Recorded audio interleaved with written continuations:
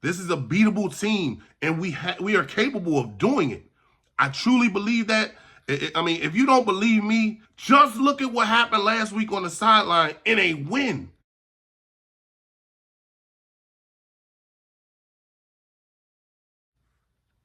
I mean, what else do I have to tell you?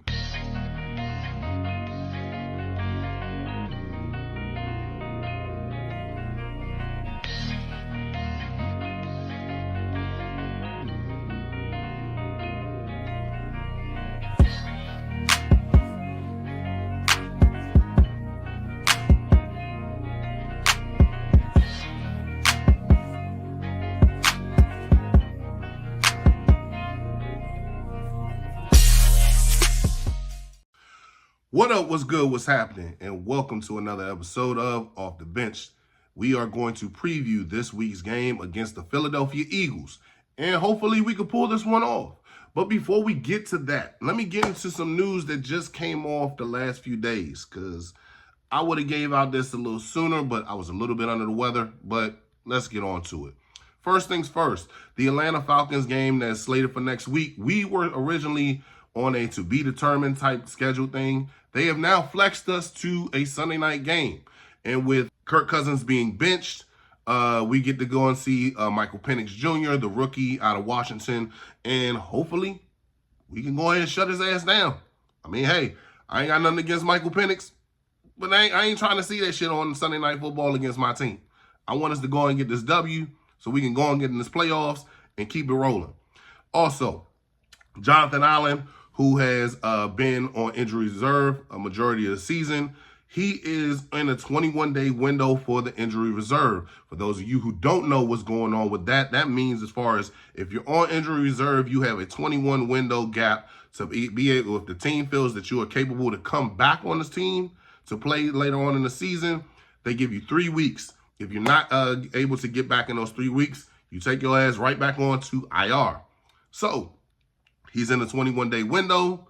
They said after the surgery, and I'm glad that they kept this under wraps, because in the prior administration with the team, ownership with the team, that information would have got out. We would have been like, okay, when's Jonathan Allen coming back? When is he coming back? When is he coming back? That was kept under wraps, and he was able to get back to healing and everything. And if you've seen any of the footage, I recommend that you go and see it. It's probably somewhere on Twitter. You can see that he looks like he's getting ready to come back. I don't think it's going to be against this game. I think it's going to be next game, possibly against Atlanta, and then possibly down the road against Dallas. I think if you bring him back, you should keep him on a pitch count. We don't need you going all the way in, ham and everything, dude. We just want you to come in and help us out wherever you can. Now, let's get down to business with this preview for this game. First things first, the keys to victory. Let's start off with this. The last game that we played against the Eagles, it was a tight game all the way into the middle of the fourth quarter. I felt like our defense was stout. It was on point, shutting the whole entire team down. Saquon Barkley couldn't do shit. Jalen Hurts couldn't do anything. We didn't see anything done with Devontae Smith and A.J. Brown. I just felt like our defense held them in check.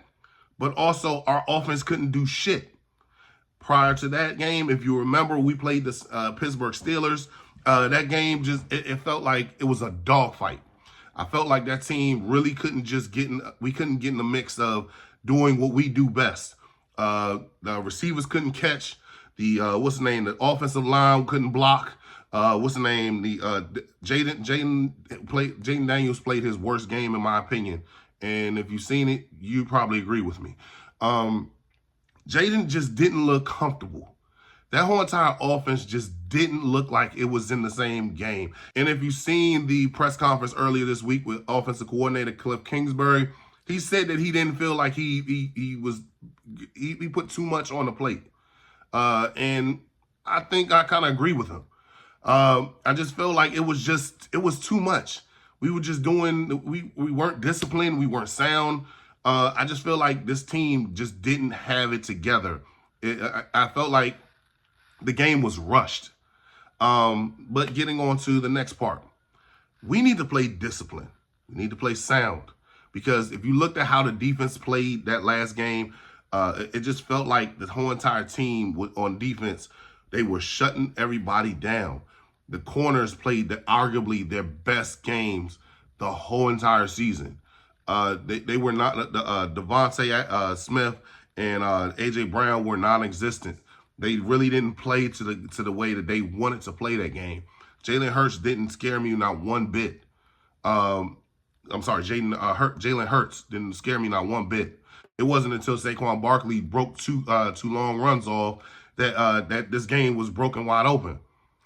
Honestly, I feel like we're in the right place to go ahead and try to take over this season to show these people who we really are. We have a stout offense. We have a really good defense now. Everything is coming together. I feel this team is at this point in the season, yes, they're on a 10-game winning streak, but they look beatable. If you've seen how they were against Carolina, if you've seen how they were against Baltimore, this team is beatable. The teams just, they went ahead and cashed in on opportunities. What I feel like we need to do, if we have an opportunity to put our foot on their necks, that's what we need to do. This is a team where if you don't put your foot on their necks, they will beat you into submission. This is a beatable team, and we are capable of doing it. I truly believe that. I mean, if you don't believe me, put your foot on their necks, and they will crumble. Just look at what happened last week on the sideline in a win.